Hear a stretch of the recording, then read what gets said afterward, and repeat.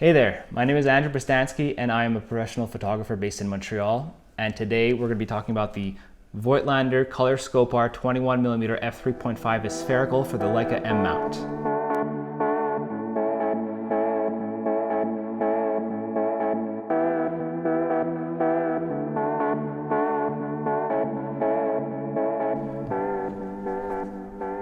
Before I begin, I'm thrilled to announce that starting from the next video, I will be partnering with the Leica boutique Camtech Photo in Montreal. They're great friends of mine. I go there all the time and annoy them with my camera geekery, so it's only natural that finally I get to partner with them and get to borrow some amazing gear that I get to try out and review. So I'm really looking forward to sharing that stuff with you. So now let's talk about this lens. Honestly, I'm really thrilled with it. It's one of those random, gas purchases that just happened to really tick every box, surprisingly. I was actually in the market for a 28mm 2.8, the Elmarid spherical from Leica. And I even put my name on a waiting list at Camtech. I was waiting for their call, and people that buy those lenses tend to keep them. And when they do pop up for sale, they're snatched up immediately. So after window shopping for a while and testing out a variety of other lenses, including the 28 Summron, the new released version, I remember going to Camtech and seeing this lens sitting in a box, and I said, I have to try this lens out. It's so small. I remember being really appealed by the aesthetics when it was announced in 2018, and the Summron was a much harder pill to swallow than the Voigtlander in terms of price and compromise. So I want to see maybe if they could fill that void of having a very wide angle or moderate wide angle lens to complement my arsenal. And I put it on my M10 and it was love at first sight. It's such a well-built little lens. I really am a big fan of the focus stick on the bottom. It's really, really useful for when you want to do one-handed focusing. And it lets you have focus confirmation on the fly extremely accurately. And all you ever have to do is, if you're in doubt, just slide it to the extreme and then bring it back to wherever you want it to be. And shooting from the hip without looking at your lens is extremely easy with this lens. And it's a complete joy. It's the only lens in my entire kit that I really haven't pixel peeped to death. It's just a joy. It's one of those lenses that you just slap on your camera and go out for a day and not think twice about. All the results I get out of this lens are sharp. They are popping with color and contrast, and it's just a very easy lens to use, to be honest with you.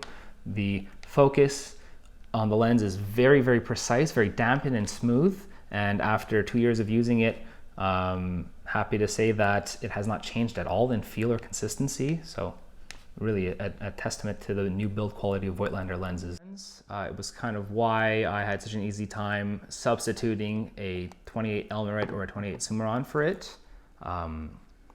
The lens has 10 aperture blades, the rear element doesn't protrude too much, and it's actually designed for digital sensors. So I've noticed that a few of my images wide open with the Leica M2 here, on some of my film pictures, I noticed that the edges can get a little softer than if they were shot on my Leica M10 and specifically on my Sony cameras. I can really see that this lens is probably just a copy-paste internals from the Voigtlander 21 that was released prior to this one for the Sony mount. It really is made for accommodating thick sensor stacks that you will find on Sony sensors. But with that said, it's not really soft. It's really just like a slight loss in detail. It's nothing that detracts from the images, and you can still make out all the detail in the edges. It really doesn't hinder the performance of the lens in any way. At wide open, even though it's at 3.5, it's very, very sharp. I would actually put it at the same level of sharpness as the 35 Distagon. It's sharper than my Sumilux, my 50 Sumilux. It's as sharp as, I would say, the 40mm Nocton at f4. It's got that crisp, high contrast bite to it. It's a little cooler than all these other lenses here in rendering. I would say it's colder than the Zeiss and colder than the Voigtlander, and it's a little more in line with the Leica, my Leica Similux. Chromatic aberration, there is actually some. I was expecting it. It's not a lot, it's not a little. It's there, but when you code for the lens, it doesn't appear anymore. So it's very easy. You just slide it down, and usually you're going to notice the aberrations in the extremities of your frames. So towards the edges, I would say the outer third portion of your images, just watch out for that. But like I said, if you code for the lens in post, it gets rid of a good amount of that, and then you can always use a slider to remove more of it. It's not a complicated cast either. It's very simple magenta and cyan, easy, gone.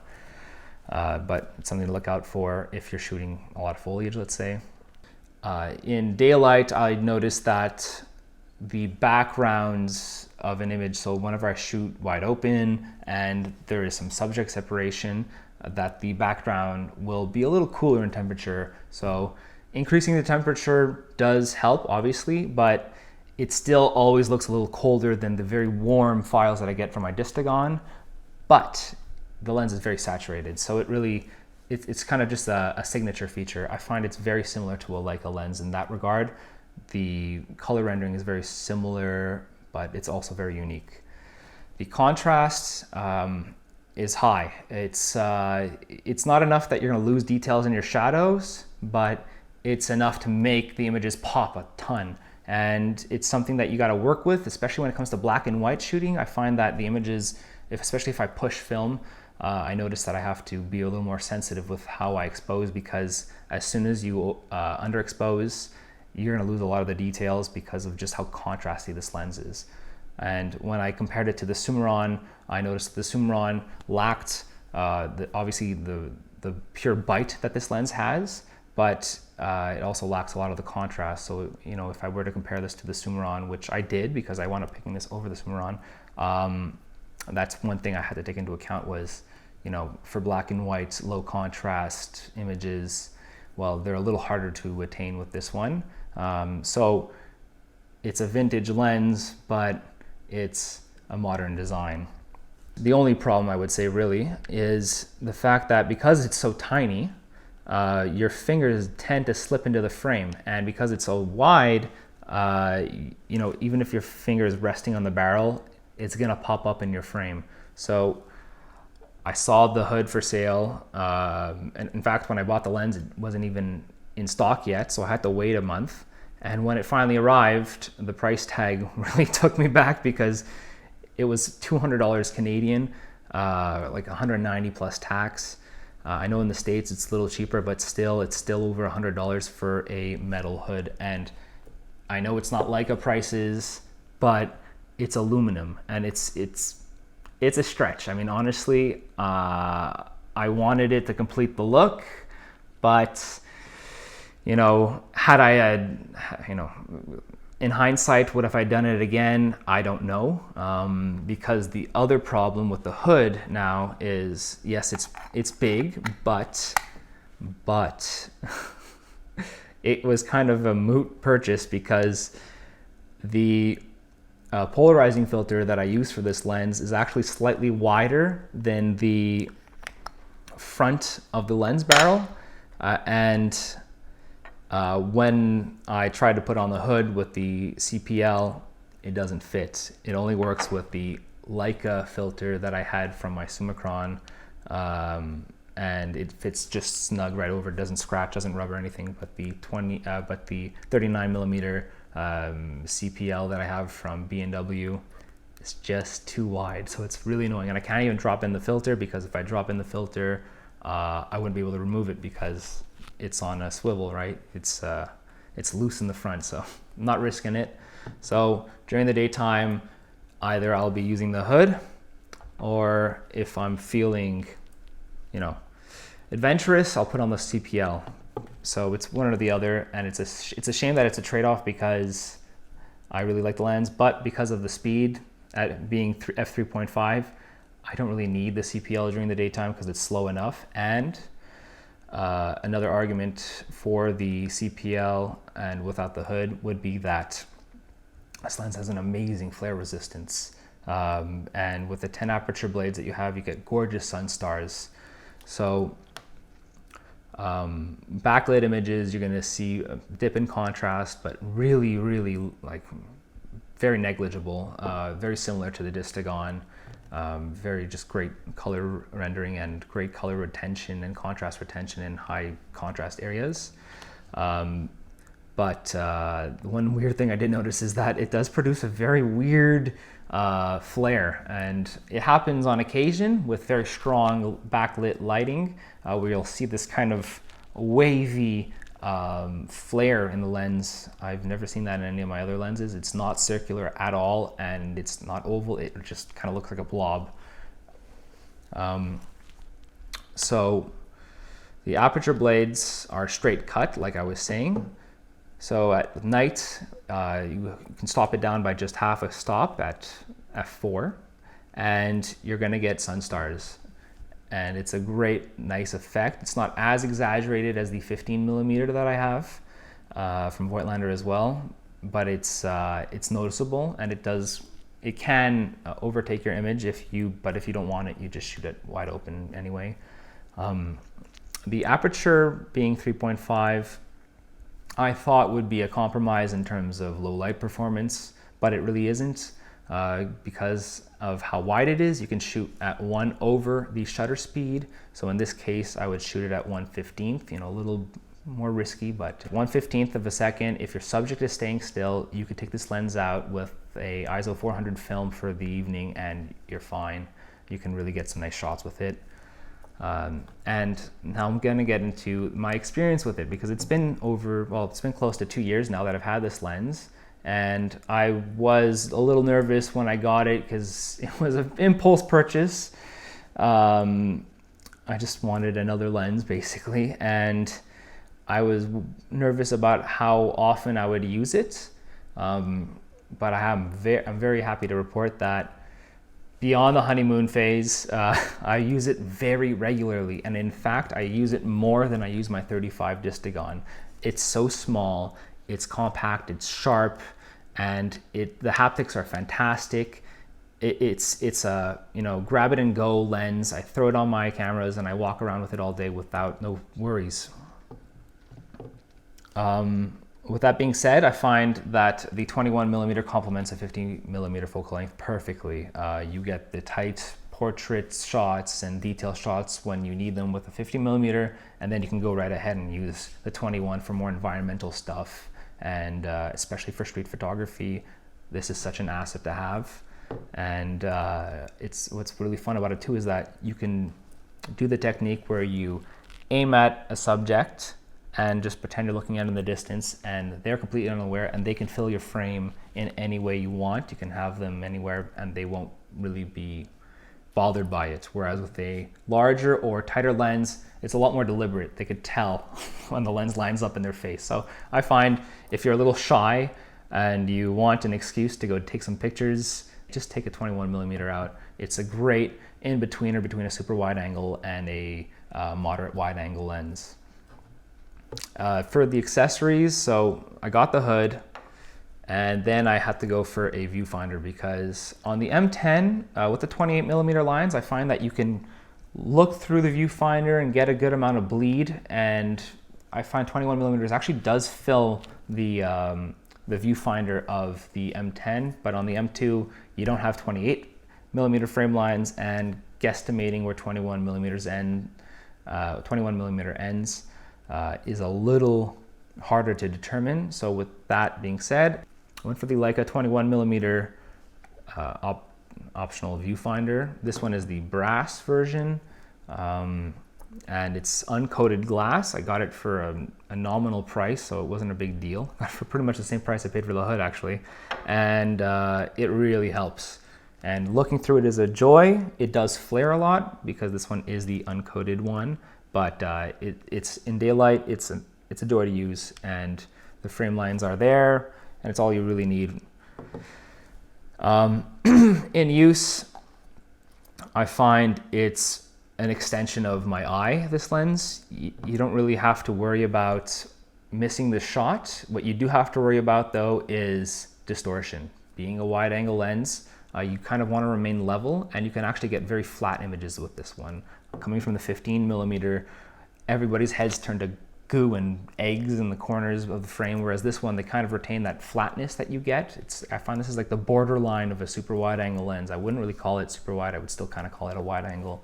And it just feels like a stretched out 28mm, even though a 24mm would be that. But to me, that's what it feels like in use. And I find my pictures kind of reflect that for me. I get nice flat landscapes, nice environmental shots in street photography. And yeah, whenever I go out for a day, I pretty much just bring the 21mm and a 50mm, and the rest stay home. So at 3.5, I was pleasantly surprised that there actually is a shallow depth of field to be had. And unlike a lot of the Leica lenses I've used, there is actually very little field curvature. So your background blur is quite harmonic, and you can separate your subjects quite well. Obviously, it's not a 1.4 or an f2, but there's enough for you to kind of walk around and be content with the separation that you get. And the blur is very nice. It's smooth. There's not too much outlining on your bokeh balls. In fact, I find it's very creamy. Obviously, towards the edges, you're going to start getting a little bit of those oval-shaped bokeh balls, and you're going to get some optical vignetting. So the bokeh does get a little more harsh towards the edges, but honestly, it's an added bonus for me because I didn't buy this lens to be shallow. And the lens also focuses down to 0.5 meters, which is such a nice feature that I use regularly. And 0.7 or even 1 meter on a wide angle lens is just such a compromise. And that was another reason why I just had such a hard time coughing up the money for the Summron at first. So this lens does it all. At 0.5 meters, obviously the rangefinder coupling ends at around 0.7 depending on your camera.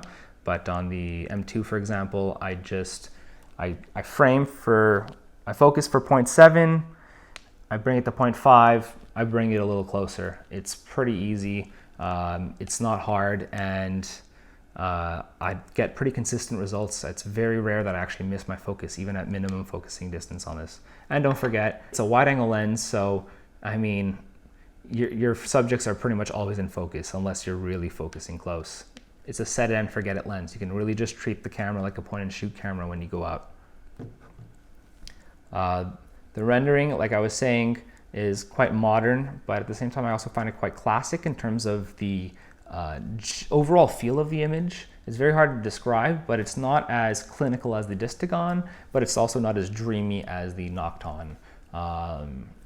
It's kind of like a nice, it reminds me a little bit of that kind of modern classic feeling I get from the Summilux. So I find these two pair quite nicely when I go out for a walk. For weddings, I got this right before COVID, so unfortunately I didn't have a lot of weddings to try this on, and it wasn't my first lens to go to because it's 21mm. It's kind of a wide risk for me to take out. So I did use it a few times and was very happy with the results. But with that said, I look forward to using it more often in the coming seasons. And on the M2, honestly, it's just a great pairing, and I find that it looks the part too. The haptics are great, the size is fantastic. I mean, there's not much to say about this lens other than the fact that the performance is bang on and you won't be disappointed in it. So that's pretty much it. I mean, honestly, it's just one of those lenses that I am surprised by how often I use it. And every time I take a picture with it, I'm just very pleased with the results. If you're looking for a wide angle lens, I mean, really look no further. It's a great lens on any system, and it can be easily adapted to whatever camera you use. So please don't forget to like and subscribe, and keep an eye out for my future videos because I've got a lot of great stuff coming out and I'm excited to share it with you guys. Thank you.